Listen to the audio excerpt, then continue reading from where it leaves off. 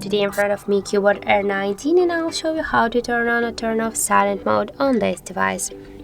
So that's really simple, and you should just use your volume buttons here on the right side of your device.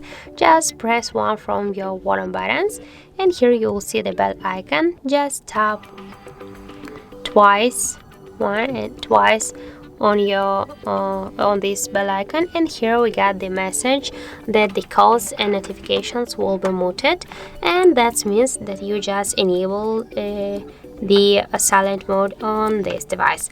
And if you wanna just turn it off, just turn off the silent mode by the same way, but just tap here once on this icon, and we got here the message that our calls and notifications will ring. So that's how it looks.